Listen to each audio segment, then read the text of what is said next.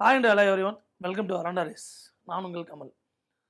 So TNUS சார்பின் நடத்தக்கூடிய SI PC தென் finger print technical இந்த மாதிரி எக்ஸாம்ஸ்க்கு நீங்கள் ப்ரிப்பேர் பண்ணிட்டு இருக்கீங்க அப்படின்னா கீழே ஒரு டிஸ்கிரிப்ஷனில் ஒரு லிங்க் இருக்கும். அதில் கிளிக் பண்ணி உங்களுக்கான சந்தேகங்களை நீங்கள் கேட்டுக்கலாம். ஸோ அடுத்து எப்போ எக்ஸாம்ஸ் வருது, எப்போ எக்ஸாம்ஸ் நடத்த போகிறாங்க, சிலபஸ் எப்படி இருக்க போகுது, இந்த எக்ஸாம்ஸ் எழுத நீங்கள் எலிஜிபிளாக இருக்கிறீங்களா, இந்த மாதிரி எல்லா தகவலும் அந்த லிங்க்கில் உங்களுக்கு கிடைக்கும். சரியா? ஸோ இன்றைக்கி நம்ம என்ன பார்க்க போகிறோம், தினமும் ஒரு மதிப்பெண் அப்படின்னு ஒரு சீரீஸ் போயிட்டுருக்கோம். அதில் இன்றைக்கி இந்த லோக்கல் செல்ஃப் கவர்மெண்ட், அதாவது உள்ளூர் அரசாங்கம் அப்படின்னு சொல்லுவோம், அல்லது உள்ளாட்சி அரசாங்கம் அப்படின்னு சொல்லலாம். இந்த உள்ளூர் அரசாங்கம் அல்லது உள்ளாட்சி அரசாங்கம் இவங்க அந்த அரசு அமைக்கிறதுக்காக இந்தியாவில் என்னென்ன குழுக்கள்லாம் உருவாக்கப்பட்டாங்க அப்படிங்கிறத பார்ப்போம். ஏன்னா இந்த கமிட்டிஸில் நிறையா கன்ஃபியூஷன் வருது. ஏன்னா லோக்கல் செல்ஃப் கவர்மெண்ட்டில் கமிட்டிஸ் இருக்குது, சென்ட்ரல் ஸ்டேட் ரிலேஷன்ஷிப்பில் கமிட்டி இருக்குது, எலெக்ஷன் கமிஷனில் கமிட்டி இருக்குது. இந்த மாதிரி நிறையா இடங்களில் கமிட்டிஸ் இருக்கிறனால எக்ஸாம் பாயிண்ட் ஆஃப் வியூவில் கமிட்டிஸோ அதோட இயர்ஸோ அல்லது எந்த கமிட்டி எதுக்காக அமைக்கப்பட்டது, இந்த மாதிரி ஒரு கேள்வி எப்பயுமே கேட்டுகிட்டே இருக்காங்க. அதனால தான் நம்ம தினமும் ஒரு மதிப்பெண்ணில் அடுத்து நம்ம கமிட்டிஸை வந்து ஆரம்பிச்சிருக்கோம். அதில் ஃபஸ்ட்டு நம்ம பார்க்குறது இந்த லோக்கல் கவர்மெண்ட்டோட கமிட்டிஸ். ஸோ இந்தியாவை பொறுத்த வரைக்கும் லோக்கல் கவர்மெண்ட் அப்படிங்கிறது மேஜராக நம்ம ரெண்டு பார்ட்டு தான் சொல்கிறோம். ஒன்று பஞ்சாயத்து ராஜ், இன்னொன்று முனிசிபாலிட்டிஸ் அல்லது நகராட்சிகள் அப்படின்னு சொல்கிறோம். அப்போ ரெண்டு பார்ட், ஒன்று எதை பற்றி பேசுகிறோம், பஞ்சாயத்து ராஜை பற்றி பேசுகிறோம், இன்னொன்று முனிசிபாலிட்டிஸ் நகராட்சிகளை பற்றி பேசுவோம். அது நகர்ப்புறங்களில் இருக்கக்கூடிய உள்ளூர் அரசாங்கங்கள் அப்படின்னு பேசும். அதில் முனிசிபாலிட்டிஸ் வரப்போகுது, தென் மாநகராட்சிகள் வரப்போகுது. இதுதான் இந்த ரெண்டு வகையான அமைப்புகள் தான் இந்தியாவில் லோக்கல் செல்ஃப் கவர்மெண்ட் உள்ளாட்சித்துறை அரசாங்கத்தில் சொல்லப்படுது. ஸோ இந்தியாவை பொறுத்த வரைக்கும் இந்த கிராம பஞ்சாயத்து அல்லது பஞ்சாயத்து ராஜ் அப்படின்னா என்னென்னா இந்த உள்ளூர் சுய நிர்ணய அமைப்பு அப்படிங்கிற அமைப்பை தான் சொல்லுது. So the term Panchayat Raj in India signify the system of rural local self government. அதாவது உள்ளூர் அளவில் அதிகாரங்களை பிரித்து கொடுத்து அந்த அதிகார மையம் அந்த உள்ளூர் லெவலில் இருக்கக்கூடிய பிரச்சனைகளுக்கு எப்படிலாம் தீர்வு காண்றாங்க, அந்த தீர்வுகளை அவங்க சொந்தமாக எப்படி எடுக்க போகிறாங்க, அதுக்கான அதிகாரத்தை அவங்களுக்கு பிரித்து கொடுக்கறது தான் இந்த லோக்கல் செல்ஃப் கவர்மெண்ட், உள்ளூர் அரசாங்கம் அப்படின்னு சொல்கிறோம். இது இந்தியாவில் எல்லா மாநிலத்தோட சட்டமன்றத்தால் அதுக்கான அதிகாரங்கள் வழங்கப்பட்டு இந்தியாவோட அடிப்படையாக இருக்கக்கூடிய இந்த மக்களாட்சி ஜனநாயகத்தை பூர்த்தி பண்ணக்கூடிய ஒரு இடம் தான் என்ன சொல்கிறாங்க, பஞ்சாயத்து ராஜ் அப்படின்னு சொல்கிறாங்க. So it has been establish in the all the state of India by the acts of the state legislature. மாநில சட்டமன்றத்தால் உருவாக்கப்பட்ட சட்டங்களின் அடிப்படையில் இந்தியாவில் உள்ள எல்லா மாநிலங்களிலும் உள்ளாட்சித்துறை அமைப்புகளுக்கு அதிகாரத்தை பிரித்து வழங்குறோம் அப்படின்னு சொல்கிறோம். இது இந்தியாவோட இந்த ஜனநாயகம், அதாவது டெமோக்ரஸி, இதோட அடிப்படை, அதாவது அடிவேர் வரைக்கும் கடைசி இந்திய பிரதிநிதி வரைக்கும் என்ன பண்ணுது, அதிகாரத்தை கொண்டு போய் சேர்க்குது. அதுதான் இந்த உள்ளூர் அரசாங்கம் அல்லது லோக்கல் செல்ஃப் கவர்மெண்ட்டோட முக்கியமான வேலை அப்படின்னு சொல்கிறாங்க. தென் இதுக்கான குழுக்கள் அப்படின்னு எப்படிலாம் உருவாக்கப்படுது. முதல் committee Balwantrai Mehta committee. So இது 1957 ஜனவரி மாதம் இந்த பல்வந்தராய் மேத்தா கமிட்டி அப்படிங்கிற இந்த கமிட்டி வந்து அமைக்கப்படுது. இந்த பல்வந்தராய் மேத்தா கமிட்டி எதுக்காக அமைச்சாங்க அப்படின்னா பஞ்சாயத்து ராஜுக்காக அமைக்கப்பட்டதான்னு கேட்பாங்க. கட்டாயம் கிடையாது. இந்த கமிட்டி இந்தியாவில் ரெண்டு மிகப்பெரிய திட்டங்கள் நடைமுறையில் இருந்திருக்கு. ஒன்று சமூக மேம்பாட்டு திட்டம், அதாவது கம்யூனிட்டி டெவலப்மெண்ட் ப்ரோக்ராம் 1952 கொண்டு வரப்பட்டது. தென் நேஷனல் எக்ஸ்டென்ஷன் சர்வீஸ் 1953 கொண்டு வரப்பட்ட இந்த தேசிய விரிவாக்க பணிகள் அப்படிங்கிற ஒரு திட்டம்.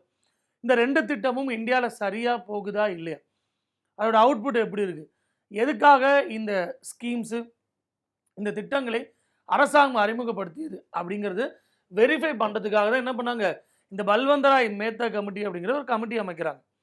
ஸோ இந்த கமிட்டி நவம்பர் 1957 தன்னோட ரிப்போர்ட்டை வந்து என்ன பண்ணுறாங்கன்னா இந்திய அரசாங்கத்துக்கு பரிந்துரையாக கொடுக்குறாங்க. என்ன பரிந்துரை கொடுக்குறாங்க அப்படின்னா அந்த ரெண்டு திட்டமும் ஏறக்குறைய சரியாக செயல்படலை. நீங்கள் சிடிபியாக இருக்கலாம், அதாவது கம்யூனிட்டி டெவலப்மெண்ட்டாக இருக்கலாம், ஸோ நேஷ்னல் என்இஎஸ்ஸாக இருக்கலாம், நேஷ்னல் எக்ஸ்டென்ஷன் சர்வீஸாக இருக்கலாம், இந்த ரெண்டும் சரியாக இந்தியாவில் செயல்படலை.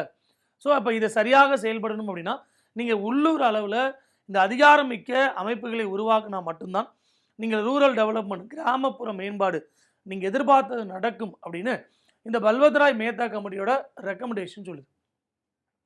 இவங்களோட ரெக்கமெண்டேஷனில் ஒன்று தான் என்னது, இந்த பஞ்சாயத்து ராஜ் அப்படின்னு சொல்கிறோம். ஸோ அப்போ என்ன மாதிரி ரெக்கமெண்டேஷன் கொடுத்துருக்காங்க, 3 tier பஞ்சாயத்து ராஜ் சிஸ்டம், 3 அடுக்கு பஞ்சாயத்து ராஜ் அமைப்புகளுக்கு இவங்க பரிந்துரை கொடுத்துருக்காங்க. எக்ஸாம்பிள் அடிக்கடி கேட்பாங்க, 3 அடுக்கு பஞ்சாயத்து ராஜ் முறையை பரிந்துரைத்த அமைப்பு எது அப்படின்னு அடிக்கடி கேட்பாங்க. பல்வந்த் ராய் மேத்தா கமிட்டி அப்படின்னு சொல்றோம். ரொம்ப ரொம்ப ரொம்ப ரொம்ப இம்பார்ட்டன்ட் இந்த லைன். இவங்க பஞ்சாயத்து ராஜுக்காக அமைக்கப்படலைனாலும் இவங்களோட அறிக்கை, இவங்களோட ரிப்போர்ட்டு 3 அடுக்கு பஞ்சாயத்து முறையை இந்தியாவில் பரிந்துரைத்தது அப்படின்னு சொல்றோம். தென் இது எப்படி இருக்க போகுது? வில்லேஜ் லெவலில் கிராம பஞ்சாயத்து, கிராம லெவலில் எப்படி இருக்கும்? கிராம பஞ்சாயத்து. தென் பஞ்சாயத்து சமிதி அடுத்த பிளாக் லெவல். வட்டார அளவில் நமக்கு என்ன இருக்க போகுது? பஞ்சாயத்து சமிதி அப்படின்னு இருக்க போகுது. டிஸ்ட்ரிக்ட் லெவலில் என்ன இருக்குன்னா ஜில்லா பரிஷத்.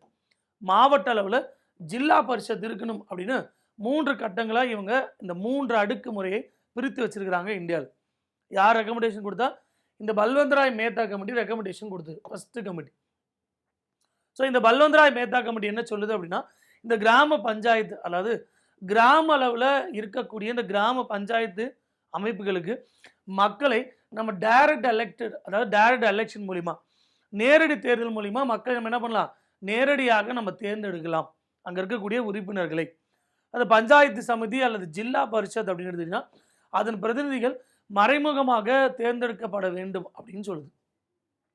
அப்போ பஞ்சாயத்து ராஜ் அதுக்காக ரெக்கமெண்டேஷன் கொடுத்த பல்வந்த் ராய் மேத்தா கமிட்டி 3 அடுக்கில் கடைசி அடுக்காக இருக்கக்கூடிய இந்த கிராம அளவில் கிராம பஞ்சாயத்தோட பிரதிநிதிகள் நேரடியாக மக்களால் தேர்ந்தெடுக்கப்படணும்னு சொல்லியும், அதுக்கு மேலே பிளாக் லெவலில் இருக்கக்கூடிய பஞ்சாயத்து சமிதி, டிஸ்ட்ரிக்ட் லெவலில் இருக்கக்கூடிய ஜில்லா பரிஷத், இந்த அமைப்புகள் வந்து உங்களுக்கு எப்படி செயல்படணும் அப்படின்னா மறைமுகமாக இன்டைரக்ட் எலெக்ஷன் மூலிமா அவங்களை எடுக்கணும் அப்படின்னு தன்னோட பரிந்துரை கொடுத்துருக்கு.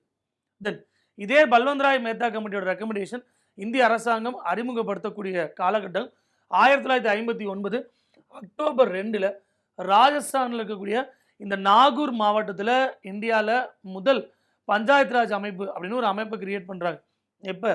1959 அக்டோபர் 2 வந்து இது நடக்குது. ராஜஸ்தான் இந்தியாவில் 3 அடுக்கு முறையை ஏற்றுக்கிட்ட மாநிலம் தான் என்னது? இந்த ராஜஸ்தான் மாநிலம். 1959 அக்டோபர் 2 57 ரிப்போர்ட் கொடுத்தாலும் 58 என்டிசி அதை வெரிஃபை பண்ணி நம்ம ஃபைனலைஸ் பண்ணுறதுக்கு 1959 அக்டோபர் 2 வந்து நமக்கு மாறிடுச்சு. இதில் தமிழ்நாடு அப்படின்னு எடுத்துக்கிட்டிங்கன்னா 2 அடுக்கு முறையும் மேற்கு வங்காளம் 4 அடுக்கு முறையும் பின்பற்றுது. அப்போ தமிழ்நாடு 2 டயர் சிஸ்டமும் வெஸ்ட் பெங்கால் 4 டயர் சிஸ்டத்தையும் என்ன பண்ணுறாங்க? வெஸ்ட் பெங்கால் ஃபாலோ பண்ணுதுன்னு சொல்கிறாங்க. இதுதான் பல்வந்த் ராய் மேத்தா கமிட்டியோட recommendation. Then Ashok Mehta committee. So எஸ்ஐக்கு இவ்வளோ போதும். நம்ம டிஎன்பிசியோ இல்லை வேறு ஏதாவது எக்ஸாம்ஸ் படிக்கணும் அப்படின்னா இன்னும் நம்ம டெப்த்தாக பார்ப்போம். ஸோ அசோக் மேத்தா கமிட்டி 1977 டிசம்பரில் அமைச்சிருக்கிறாங்க. ஸோ 1978 ஆகஸ்டில் இது ரிப்போர்ட்டை சப்மிட் பண்ணியிருக்கு. 1978 ஆகஸ்ட்டில் ரிப்போர்ட்டை சப்மிட் பண்ணியிருக்கு. இந்த பஞ்சாயத்து ராஜ் அமைப்புகளை வலுப்படுத்தணும், ரொம்ப முக்கியம். ஸ்ட்ரென்தன், ரொம்ப ரொம்ப இம்பார்ட்டன்ட் இந்த வேர்டு. பஞ்சாயத்து ராஜ் அமைப்பு என்ன பண்ணணும்? வலுப்படுத்தணும், அதை ரிவ்யூ பண்ணி பார்க்கணும், அந்த அமைப்பை மறுசீராய்வு பண்ணணும் அப்படிங்கிறதுக்காக ஏறக்குறைய 132 ரெக்கமெண்டேஷன் கொடுத்துருப்பாங்க. அப்போ அசோக் மேத்தா கமிட்டி கொடுத்த ரெக்கமெண்டேஷனோட எண்ணிக்கை 132 ரெக்கமெண்டேஷன். எக்ஸாம்பிள் கேட்பாங்க அசோக் மேத்தா என்ன ரெக்கமெண்டேஷன் கொடுத்தாங்க அப்படின்னு சொல்லி. ஸோ அப்போ இவங்களோட பரிந்துரை அப்படிங்கிறது என்னது? பல்வந்த் ராய் மேத்தா மாதிரி 3 அடுக்கு 3 டயர் ஸ்ட்ரக்சர் தேவை இல்லை. ஸோ நமக்கு ஏறக்குறைய 2 டயர் ஸ்ட்ரக்சர் இருந்தாவே போதும் அப்படின்னு யார் சொல்லியிருக்கா? அசோக் மேத்தா கமிட்டி சொல்கிறாங்க. அப்போ பஞ்சாயத்து ராஜை நீங்கள் வலுப்படுத்தணும் அப்படின்னா அந்த அமைப்புகளுக்கு 2 அடுக்கு முறை தான் சிறந்தது அப்படின்னு அசோக் மேத்தா கமிட்டி நமக்கு சொல்லுது. இந்த அசோக் மேத்தா கமிட்டி பார்த்தீங்கன்னா ஜோனல் லெவலில், அதாவது வட்டார அளவில் உங்களுக்கு மண்டல பஞ்சாயத்துன்னு ஒன்று கிரியேட் பண்ணுங்க. ஃபர்ஸ்ட் இந்த மண்டல பஞ்சாயத்து அதோட மீனிங் என்ன? நிறைய கிராமங்களை உள்ளடக்கியது, இந்த குரூப் ஆஃப் வில்லேஜஸ் அப்படின்னு சொல்கிறோம். என்ன இருக்கும்? நிறைய கிராமங்களை உள்ளடக்கிய பஞ்சாயத்து முறை அப்படின்னு சொல்கிறோம். 2வது டிஸ்ட்ரிக்ட் லெவலில் ஜில்லா பரிஷத் அப்படிங்கிறத உருவாக்கணும். மாவட்ட அளவில் நீங்கள் எதை கிரியேட் பண்ணணும்? ஜில்லா பரிஷத் அப்படிங்கிற ஒரு அமைப்பை வந்து நீங்கள் மாவட்ட அளவில் கிரியேட் பண்ணணும் அப்படின்னு சொல்கிறாங்க. ஸோ இப்போ 2 அடுக்கு பஞ்சாயத்து முறை தான் யார் பரிந்துரைக்கா? அசோக் மேத்தா கமிட்டி. எதுக்காக அமைச்சோம்? இந்த கிராம பஞ்சாயத்து நடைமுறைப்படுத்தினதை ஸ்ட்ரென்தன் பண்ண, வலுவூட்டு, அதுக்கு இருக்கக்கூடிய அதிகாரத்தை ரிவ்யூ பண்ணி பார்க்க, சீராய்வு பண்ணு. தென் அடுத்தது ஜிவிகே ராவ் கமிட்டி. இது அமைக்கப்பட்டது 1985. எதுக்காக இது அமைச்சிருக்கோம் அப்படின்னா, existing administration arrangement for rural development and poverty alleviation programme அப்படின்னு சொல்கிறார். ஆல்ரெடி இந்தியாவில் இந்த கிராமப்புற மேம்பாட்டுக்காக கொண்டு வரப்பட்ட நிர்வாக செயலாக்க முறை, அதுவும் கிராமப்புறங்களில் இருக்கக்கூடிய வறுமை ஒழிப்பு திட்டங்கள் என்ன மாதிரி இம்ப்ளிமெண்டேஷன் இருக்குது அப்படிங்கிறதையும் தெரிஞ்சுக்கிறதுக்கு தான் இந்த கமிட்டிஸ் வந்து நமக்கு அமைச்சிருப்பாங்க. ஸோ ஒவ்வொரு கமிட்டியும் ஒவ்வொரு காரணங்களாக அமைக்கப்பட்டது. குறிப்பாக கிராம அளவில் வறுமை ஒழிப்பு திட்டங்கள், கிராம அளவில் அதோட மேம்பாட்டுக்காக இந்தியாவில் இந்த நிர்வாக செயலாக்கம் அப்படின்னு ஒரு ப்ரோக்ராம் அரேஞ்ச் பண்ணாங்க. அது எப்படி இருக்குது அப்படிங்கிறத செக் பண்ண தான் இந்த ஜிவிகே ராவ் கமிட்டியை அமைச்சிருக்காங்க. தென் இது என்ன சொல்லியிருக்கு? The development process was gradually bureaucratized and diverged from the panchayat Raj. Panchayat Raj அமைப்பை பன்முகப்படுத்தி அதன் செயல்பாடுகளை அதிகாரம் பெற்றவர்களும் ஒப்படைக்க வேண்டும். பஞ்சாயத்து ராஜை ஒரு நபர்கிட்ட மட்டும் கொடுக்காது, அதை பிரித்து வெவ்வேறு வேலையை வெவ்வேறு குழுக்கள் செய்யட்டும். அந்த வெவ்வேறு குழுக்களுக்கு நீங்கள் அதிகாரத்தை ஒப்படைங்க அப்படின்னு யார் சொல்கிறா? இந்த ஜிவிகே ராவ் கமிட்டி சொல்லுது. அடுத்து எல்எம் சிங்வி, ரொம்ப இம்பார்ட்டன்ட். 1986 இந்த கமிட்டி அமைச்சிருக்கிறாங்க. இந்த பஞ்சாயத்து ராஜ் சிஸ்டத்தை மறுசீரமைக்க உருவாக்கப்பட்ட கமிட்டி தான் என்னது? இந்த LM Singhvi committee, revitalisation of panchayat raj institution for democracy and development. அரசாங்கம் பஞ்சாயத்து ராஜ் அமைப்புகளுக்கு புத்துயிர் ஊட்ட, ரொம்ப முக்கியம், புத்துயிர் ஊட்ட எல்எம் சிங்வி கமிட்டியை அமைத்தது. இக்குழு கிராமங்களை மறுசீரமைக்கவும் நியாய பஞ்சாயத்து அமைப்புகளை அமைக்கவும். ஸோ என்ன பண்ணுறாங்க? கிராமத்தை மறுசீரமைக்க போகிறாங்க. தென் கிராம பஞ்சாயத்து, நியாய பஞ்சாயத்து அமைப்புகளை இவங்க அமைக்கவும் என்ன பண்ணியிருக்காங்க? அதை கொண்டு வந்திருக்காங்கன்னு சொல்கிறாங்க. தென் அந்த எல்எம் சிங்வி கமிட்டி தான் இந்தியாவில் பஞ்சாயத்து ராஜ் அமைப்புகளுக்கு சட்ட அந்தஸ்து அப்படின்னு ஒரு அந்தஸ்தை வழங்கியதாக சொல்லப்படுது. தென் அடுத்து துங்கன் கமிட்டி 1988 இந்த கமிட்டி அமைச்சிருக்கிறாங்க. இது ஒரு சப் கமிட்டி, அதாவது பாராளுமன்றத்தோட ஒரு துணைக்குழு அப்படின்னு சொல்லுவோம். பாராளுமன்றத்தின் ஆலோசனை குழுவின் துணைக்குழு, the sub committee for consultative committee of the parliament. பாராளுமன்றத்தோட ஆலோசனை கமிட்டியோட இது துணைக்குழு அப்படின்னு சொல்றோம். தென் பஞ்சாயத்து ராஜை அரசியலமைப்பு ரீதியாக அங்கீகரிக்கப்பட வேண்டும். இந்த பஞ்சாயத்து ராஜ் பாடி should be constitutionally recognized. அரசியலமைப்பு ரீதியாக என்ன பண்ணணும்? இந்த பஞ்சாயத்து ராஜ் அமைப்பை அங்கீகரிக்கணும் அப்படின்னு சொல்றாங்க. தென் the 3-tier system of panchayat Raj with panchayat at the village level, block and district levels. கிராம பஞ்சாயத்துடன் பஞ்சாயத்து ராஜ் 3 அடுக்கு முறை, ரொம்ப முக்கியம். 3 அடுக்கு முறைகளை என்ன பண்ணாங்க? இவங்க பரிந்துரைச்சிருக்காங்க. இந்த துங்கன் கமிட்டி 1988 அமைக்கப்பட்டது. தென் ஜில்லா பரிஷத் பஞ்சாயத்து ராஜ் அமைப்போட சென்டர் ஒரு மையமாக இருக்கணும், அதுவும் டிஸ்ட்ரிக்ட் லெவலில் இருக்கணும். இந்த ஜில்லா பரிஷத் தான் இந்த கிராம பஞ்சாயத்து அல்லது பஞ்சாயத்து ராஜ் அமைப்புகளுக்கு நமக்கு என்ன பண்ணுறாங்க? இந்த திட்டமிடல் மற்றும் மேம்பாட்டு நிறுவனமாக செயல்படணும். பிளானிங் அண்டு டெவலப்மெண்ட் ஏஜென்சியாக யார் செயல்படணும்? இந்த பஞ்சாயத்து ராஜ் அமைப்பு தான் செயல்படணும் அப்படின்னு சொல்கிறாங்க. தென் இது வந்து எப்பயுமே கலைக்கலாம், 4 வருஷம் 5 வருஷம் அப்படின்னு இல்லாமல் இது ஒரு ஃபிக்ஸ்டு டேர்மாக மாற்றுங்க. என்ன மாற்றுங்க? இது ஒரு ஃபிக்ஸ்டு டேர்மாக மாற்றுங்க. குறைந்தபட்சம் எத்தனை வருஷம்? 5 ஆண்டுகள் இது குறைந்தபட்சம் இருக்கணும் அப்படின்னு சொல்கிறாங்க. இந்த துங்கன் கமிட்டி வந்து நமக்கு சொல்லுது. மினிமம் எவ்வளோ வருஷம் இருக்கணும்? 5 இயர்ஸ் வந்து மினிமம் இருக்கணும் அப்படின்னு சொல்கிறாங்க. அடுத்த கமிட்டி காட்கில் கமிட்டி அப்படின்னு சொல்லுவோம். How best panchayat raj institution could be made effective. Panchayat Raj நிறுவனங்கள் எவ்வளவு சிறந்தவையாகவும் பயனுள்ளதாகவும் இருக்கும் அப்படின்னு முதல் முறையாக கேட்ட கமிட்டி வந்து காட்கில் கமிட்டி தான். அது எவ்வளோ பெஸ்ட், எப்படி அதிகாரத்தை கிராம அளவில் எடுத்துகிட்டு போகுது, டீசென்ட்ரலைஸ்டு பண்ணுது, புத்துயிர் ஓட்டுது, தனித்தனி பிரிவுகளுக்கு அதிகாரத்தை பிரித்து கொடுக்குது. அப்போ இந்த பஞ்சாயத்து ராஜ் அமைப்பு எவ்வளோ சிறந்ததாக இருக்கணும் அப்படின்னு இந்த காட்கில் கமிட்டி வந்து சொல்லுது. தென் கான்ஸ்டிடியூஷனல் ஸ்டேட்டஸ், அதாவது அரசியலமைப்பு அந்தஸ்து நீங்கள் எதுக்கு கொடுக்கணும்? இந்த பஞ்சாயத்து ராஜ் அப்படிங்கிற இந்த அமைப்புக்கு கொடுக்கணும். ஸோ இப்போ அரசியலமைப்பு அந்தஸ்து ஒரு சட்ட திருத்தங்களை உருவாக்கி அவங்க எடுக்கக்கூடிய முடிவு அதுக்கான டேட்டை ஃபைனலைஸ் பண்ணுறது, குவாலிஃபிகேஷனை ஃபைனலைஸ் பண்ணுறது, ஏஜை ஃபைனலைஸ் பண்ணுறது, அவங்களோட ஏரியாவை ஃபைனலைஸ் பண்ணுறது, எவ்வளோ மக்கள் இருந்தால் கிராம பஞ்சாயத்து, எவ்வளோ மக்கள் இருந்தால் பஞ்சாயத்து சமிதி, எவ்வளோ மக்கள் இருந்தால் ஜில்லா பரிஷத், 5000 கவுன்சிலர், 50000 கவுன்சிலர், மாவட்ட கவுன்சிலர்னு சொல்கிறோம்ல அந்த மாதிரி.